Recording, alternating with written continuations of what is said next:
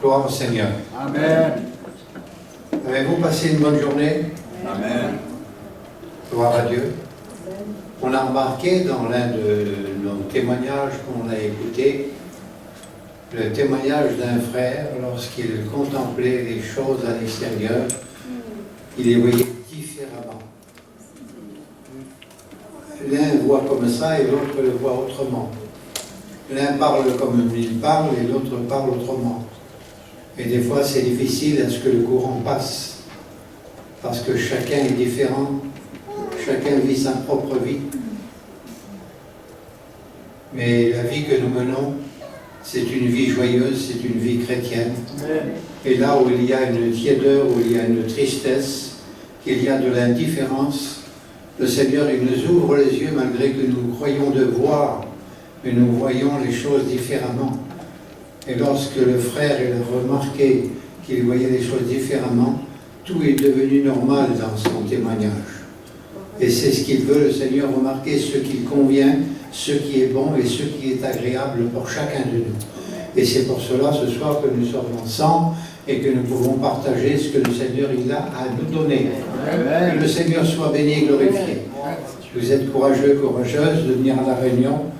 Et j'ai choisi cette petite lecture auquel nous pourrons la lire ensemble. Nous lisons dans le livre des Philippiens.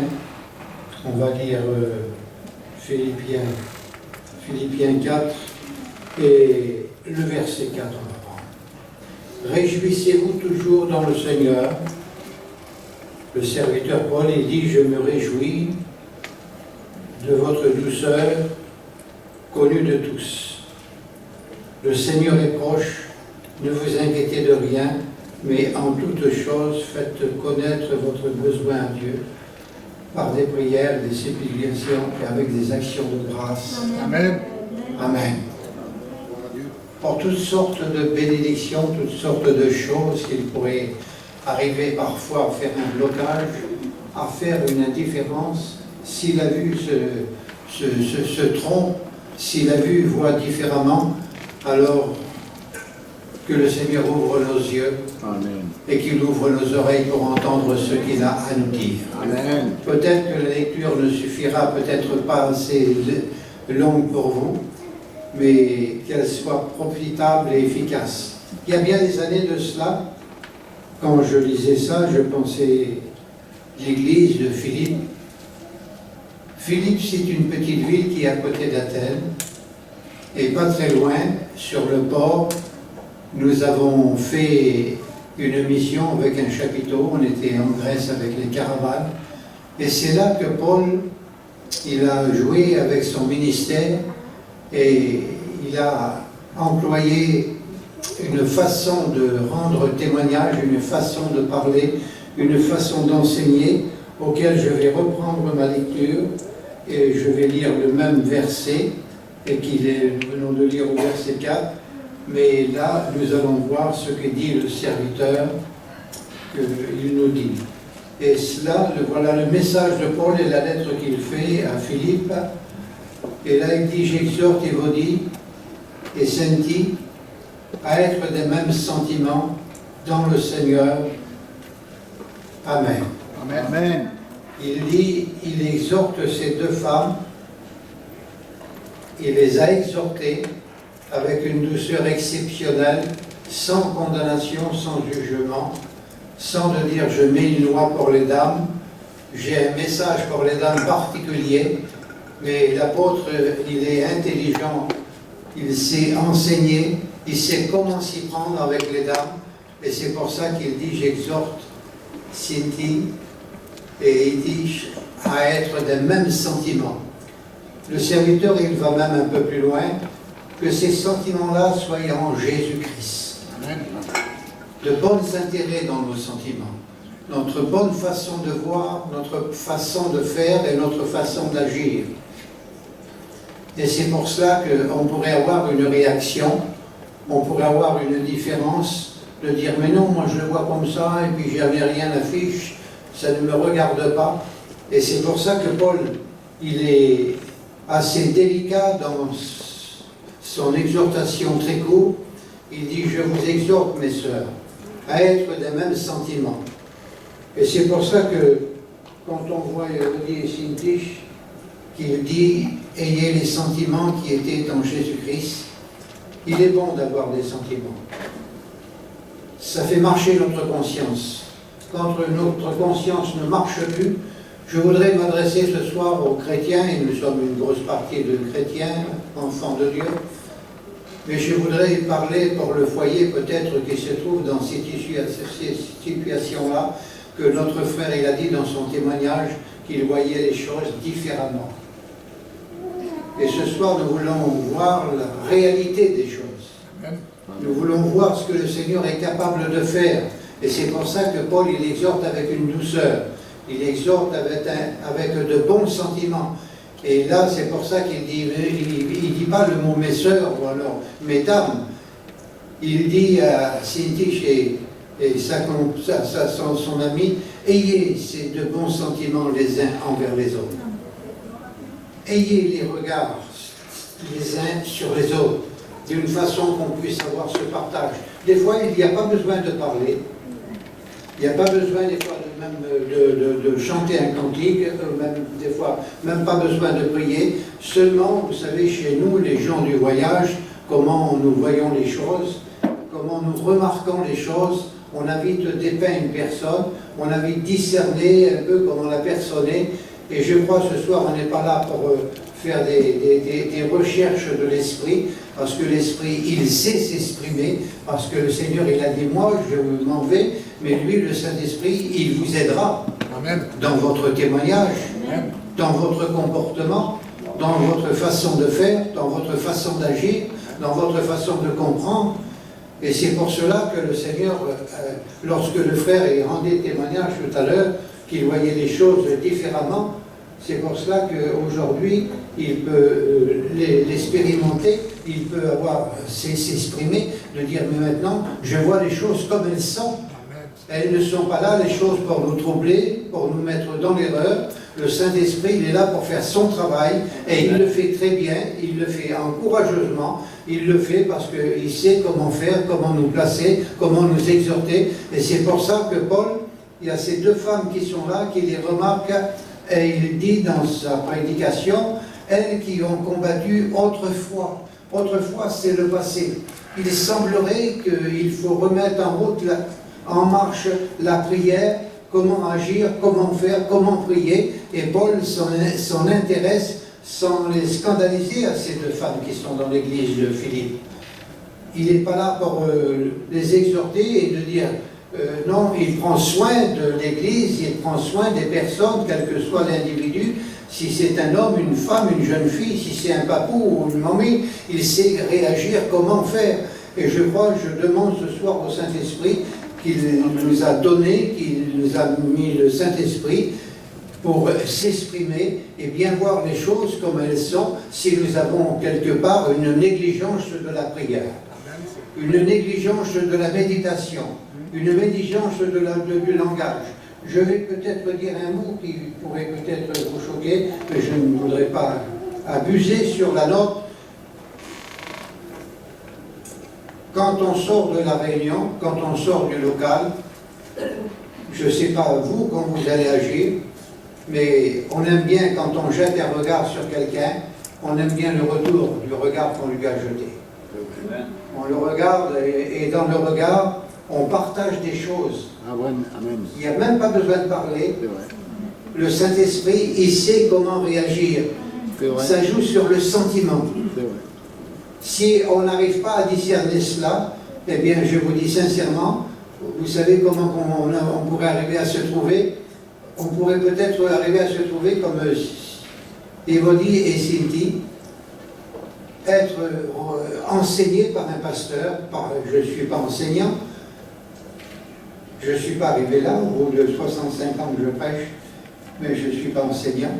Je suis seulement un petit prédicateur qui aime rendre témoignage du Seigneur. Amen. Amen. Et c'est pour ça que Paul, il dit, je vous exhorte maintenant, à vous les deux sœurs. Et il prononce leur nom. Et tout cela, ça se passe dans l'église de Philippe. pour ne pas les faire remarquer, pour ne pas les scandaliser. On n'a pas besoin de faire scandale quand on sort de la réunion, de faire un petit tollé, de faire un petit sourire, je pourrais dire, d'hypocrisie, et un petit sourire pour te dire, je te souris, mais en réalité, je sais comment tu vis, je sais ce que tu fais, voyez-vous. Et c'est pour ça que Paul, il dit, prenez soin d'elle. Il le dit même à ses collègues, il dit, prenez soin d'elle, elles qui ont combattu autrefois avec nous pour l'évangile, pour la bonne parole du Seigneur. Et donc, c'était du passé. Et Paul, dans sa petite exhortation, il les encourage à se faire de repartir d'un pas nouveau. Amen. Et de dire, Seigneur, je veux avoir ce contact, je veux avoir ce dialogue. Sans parler, on peut avoir un dialogue. Sans parler, on peut avoir un contact. Sans parler, on peut avoir un partage. Et ce soir, c'est ce que nous pourrions faire, d'avoir un partage. Je vais vous dire un petit témoignage. Je le dis parce que qui c'est qui a parlé de la fête tout à l'heure? C'est toi, la fête. Donc il est. Ah, t'es là. De la fête foraine. On a fait le métier de forain. On faisait le cirque et après on a fait le métier de forain et sur les fêtes foraines, je tenais une entresol. Et je pars de chez moi, de Bordeaux, et je descends sur la côte, je viens ici à Marseille, et quelque part sur Carcassonne, il y a une patte d'oie et on a l'habitude de prendre une direction. Là, je m'arrête avec le camping-car et je dis à ma femme, on va arrêter là, on va prier le Seigneur. À droite, c'est un tel qu'il y a, à gauche, c'est un tel. Et on ne sait pas où aller. Et Nico me dit, eh bien, fais comme tu veux, prends la droite ou la gauche, mais que le Seigneur nous dirige. Amen. Il n'y avait personne, il y avait moi et ma compagne, on n'était pas en prière, on parlait seulement pour savoir s'il fallait prendre la droite ou la gauche. Ma femme, avec le Seigneur nous dirige. Et puis en fin de compte, on continue à parler, je ne sais plus ce que c'est qu'on a dit, ce qu'on a fait. Je démarre avec le camping-car et qu'est-ce que je vois? Je me vois sur ma droite et je prends la route avec je regarde, on a pris la route sans faire attention. Mais on est arrivé, plus loin, il y avait une fête foraine. Il y avait une fête foraine. On est arrivé, et puis il y avait un beau lunapark à côté de Sète, et ce lunapark était plein. Et c'est pour vous dire que le message de Paul, dans la douceur qu'il était, quand il a exhorté Évodie et Cynthie, il les a exhortés avec douceur, et quand je lis ce texte, je dis, Seigneur, quelle intelligence, parce que c'est Paul, c'est pas Thalys qui prêche, c'est Paul qui prêche, et il sait comment s'y prendre, il sait comment partager une vie, parce que Paul, il était intelligent, il est doué, il avait des capacités. Et ça fait que je me trouve sur ma droite, et qu'est-ce que j'arrive? J'ai là-bas, il y a un tel, il y a un copain, un prédicateur, et puis il sait que je viens, il téléphone, il dit, Thalys, il n'y a pas de place, mais je vais demander au forain qu'il te fasse de la place, pour que tu puisses arrêter chez nous. J'arrive dans l'endroit, le petit pays, au bord de la mer, et là, il y avait le parc, le Luna Park, qui appartenait au propriétaire, et ils ont levé 2,38 tonnes de cibières morts pour me laisser la place pour un petit camping-car. Et puis, en somme, ils m'ont fait un bon repas, des belles huîtres qu'il y avait dans la région. Ils m'ont fait un repas avec. Et puis, je passe avec le prédicateur. Il dit, c'est le pasteur que je te disais à la femme. Puis la femme a lui dit, montez, je vais vous faire du café. Alors, ça fait qu'on monte dans la grande caravane, faisait 16 ou 17 mètres de long, et elle nous fait du café. Et moi, j'étais en train de parler avec mon copain, et puis j'ai dit, on va descendre et puis vous laissez la place parce que vous avez du travail à faire à la femme. Et puis quand la femme s'approche, je la regarde comme ça avant de partir, et puis je la regarde, je sens dans son cœur, je sens qu'elle voulait quelque chose à quelque part, mais je disais, Seigneur, on dirait qu'elle veut quelque chose. Alors je dis, donne-moi le mot qu'il faut pour qu'on puisse ouvrir un dialogue. Amen. Tout en parlant. Et puis comme je dis, il y a des partages qui se font, et c'est pour ça que Paul, il y a elles qui ont combattu autrefois, mais je vous exhorte à ce fait de reprendre l'encouragement d'intercession, et peut-être que c'est le cas ce soir, je m'adresse aux jeunes couples, je m'adresse aux parcours, à la mamie, des fois de repartir d'un pas nouveau. Et Paul, il était très doux et très léger dans son message qui était simple, et je n'ai pas à le broder, je dis seulement la lecture et je vous dis ce que le Seigneur me dit de dire. Amen. Et donc, cette femme-là dit, Alors, on est monté avec le Luna Park, et j'ai dit, vous êtes propriétaire du Luna Park, et ça fait que le parc était à eux. Et puis, il arrive un petit moment après, peut-être 10 minutes, un quart d'heure, qu'on était dans la caravane, et puis on s'apprêtait à descendre, mais je voyais qu'il y avait un besoin, Et puis j'ai dit, avant que l'on descende de votre caravane, de votre demeure, si vous avez besoin de quelque chose, dites-nous-le, on est des prédicateurs, et on peut prier pour n'importe quelle situation que vous avez besoin. Et puis la femme, elle baisse la tête, et puis elle me côtoise un petit peu comme ça. Et je vois qu'elle me regarde comme ça, elle me côtoise. Je lui dis, Seigneur, mets dans tes mains qu'elle puisse prendre une décision. Amen. Je suis sûr qu'elle a besoin de quelque chose. Et puis elle nous regarde, nos deux copains. Elle dit, je peux vous faire voir quelque chose? Je dis, bien sûr. Elle rentre elle va au fond de sa caravane, elle ouvre les deux portes. Et elle ouvre la table du chevet, elle ouvre le tiroir. Et elle avait fait son planning, elle avait fait son programme. Et sur son planning, c'était pour préparer son suicide. Dans la même journée, et à la même heure qu'on était dans la caravane, elle devait commencer à prendre sa note qu'elle avait écrite sur un papier. Alors elle disait des noms, de tout, pour se suicider. Elle disait tel produit, c'est ci, c'est là. Et j'ai dit, est-ce que vous avez mis les noms dessus? Parce que je ne sais pas lire l'écriture. Là, tu fais, oui, je sais, mais pas l'écriture. Elle dit, là, ça veut dire que je dois prendre ça, là, vous voyez, à telle heure, là, à telle heure, là, à telle heure. Mais j'ai dit, il n'y a pas de nom qui vous allez. Elle dit, c'est moi qui le prends. J'ai dit, pourquoi vous allez tout manger les cachets que vous avez préparés? Qu'est-ce que vous faites? Elle dit, j'en ai marre de la vie. Et je ne veux plus vivre. Alors j'ai dit, vous n'avez pas mis les noms? Votre mari, où il est en train de fermer les métiers sur le parc. Et puis, vous avez de la famille? Elle dit, oui, j'ai de la famille. Vous n'avez pas mis les noms, de dire au revoir à quelqu'un, de faire ceci ou de faire cela? Et votre mère ou votre tante en a assez de vie? Elle dit, je ne veux plus rien voir, même pas le métier, je ne veux plus rien voir. Elle était prête pour le suicide. Et 2 prédicateurs sont devant elle. Et ça fait que je vais couper au cours. On prie le Seigneur. On prie le Seigneur. C'est pour ça que Paul dit, ayez les bons sentiments les uns envers les autres. Amen. Et puis ce sentiment-là nous disait de prier pour la femme, de prier pour elle. Et puis, avant de prier, j'aimerais bien prier pour vous avec mon copain, mais faites venir votre mari.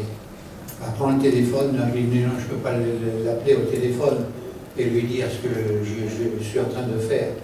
Mais il faut l'appeler, puis après vous verrez la suite. Elle ne voulait pas trop, puis ça fait qu'elle prend le téléphone, à son mari. Elle dit, un tel, tu peux venir? Mais elle dit, je ne peux pas laisser les baraques ouvertes parce que c'est trop dangereux. On ne peut pas laisser les métiers tout seuls. Et puis ça fait qu'il vient une demi-heure après, 3 quarts d'heure. Une bonne demi-heure.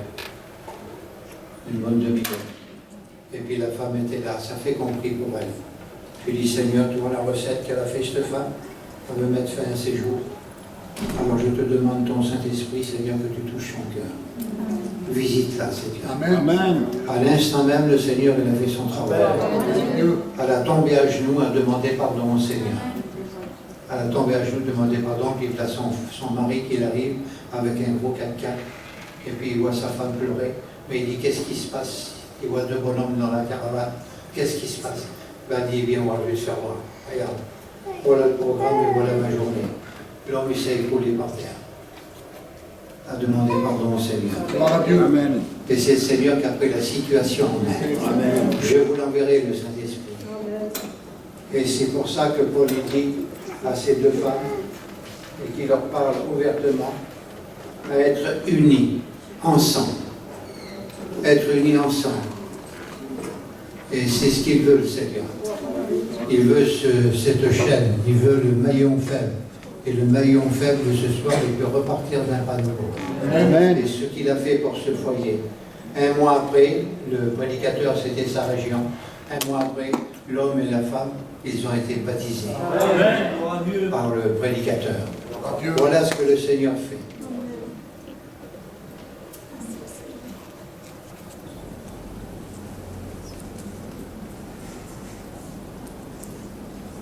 Être unis. Il invite ces 2 femmes à être unis dans la foi. de travailler ensemble. Elles qu'ils ont combattues autrefois. Il y a peut-être des jeunes couples qui ont besoin d'être aidés dans leur vie chrétienne, dans leur vie journalière, dans leur jeune mariage, dans leur jeune famille, avoir besoin de se retrouver. Elles qu'ils ont combattu autrefois pour l'Église de Philippe, et ces deux sœurs-là, ils ont reparti d'un pas nouveau. Ils ont été soutenus par les serviteurs, ils ont été encouragés par le serviteur, et j'ai dit, Seigneur, cette lecture, elle est peut-être simple pour certains, mais je ne veux pas la compliquer, parce que le message de Paul, il était à la hauteur pour ces deux femmes. Et ces deux femmes-là, ils ont été des sujets de bénédiction. Ils ont été des sujets de victoire. Et c'est pour cela qu'ils se sont remis en activité. Et comme cette femme a retrouvé son équilibre, ce soir, on peut repartir d'un pas nouveau. Amen. Il y a peut-être un foyer, peut-être deux foyers, peut-être un frère, peut-être une sœur. Quand il rentre chez lui, c'est difficile d'avoir les mêmes sentiments, d'avoir ces sentiments-là que le Seigneur nous met à cœur. Et je sais qu'il y a des serviteurs, il y a des chrétiens, il y a des diacres, il y a des responsables qui sont là. Je sais comment que nous sommes. Nous sommes assez sensibles, un peuple quand même assez sensible. Et c'est pour ça que l'apôtre Paul leur met cette chose, cette occasion de pouvoir repartir dans la communion de l'Esprit. Et on était dans ces villages de Philippe, c'est en Grèce, c'est juste à côté de Athènes. On a fait une mission à Athènes avec un chapiteau aussi. Et depuis là, ces gens-là, ils sont repartis. Il y a des hommes maintenant qui sont là comme le frère. On priera pour toi, frère, pour que tu puisses, sur les fêtes frères, faire ce que tu as à faire. Ces deux femmes sont reparties d'un pas nouveau. Tu as le désir de travailler parmi les forains, parmi les gens qui ont besoin d'être compris. On a été des années forains. On a fait les fêtes, on sait ce que c'est que les fêtes. On avait tous des petits métiers. Et ce soir, le Seigneur, il s'adresse à chacun de nous. Amen. Repartir avec cette sincérité, d'avoir cette conscience, d'avoir ces sentiments les uns envers les autres. Et c'est pour cela que Paul il a dit, arrêtez de baisser la tête, levez les bras et remettez-vous au travail. Qui c'est qui voudrait se mettre au travail? Qui c'est qui voudrait repartir courtement, je ne voudrais pas prendre la place du Saint-Esprit, mais le Saint-Esprit, il sait ce que nous avons besoin. Il sait ce qu'on a besoin dans notre foyer. Il sait ce qu'on a besoin quand on ouvre la porte, comment ça se passe chez nous. Parce qu'il connaît. Eh bien, ce soir, je voudrais avoir ce regard du serviteur Paul, de regarder ces femmes qui étaient là. Ils ont peut-être passé par le chemin du désespoir, ou alors la vie ou le mois de découragement. Il y a peut-être eu un moment de défaite dans ta vie, dans ton système de vie, et ce soir tu peux retrouver ces choses. Alors pour que tu puisses le faire, on va prier ensemble. Et je vous demande, celui et celle qui veut se remettre dans la lignée, ayez ces sentiments, les uns envers les autres, repartir d'un pas nouveau. Ces deux femmes se sont arrêtées de le faire, se sont arrêtées de prier, se sont arrêtées de combattre, se sont arrêtées d'épauler la faiblesse de Pierre ou de Jacques. Eh bien, ce soir, on a cette possibilité. Alors, celui qui veut que je prie pour elle ou pour lui, il se lève à sa place et je prierai pour lui. Celui qui veut repartir d'un pas nouveau, il se relève à sa place. Peut-être dans ton foyer, quel besoin. Peut-être dans ta vie. Merci, il y en a qui se lèvent. On continue à se lever. Merci. Merci. Je vais me mettre avec vous pour prier le Seigneur. Et dans ce temps-là, vous vous avancez, s'il vous plaît.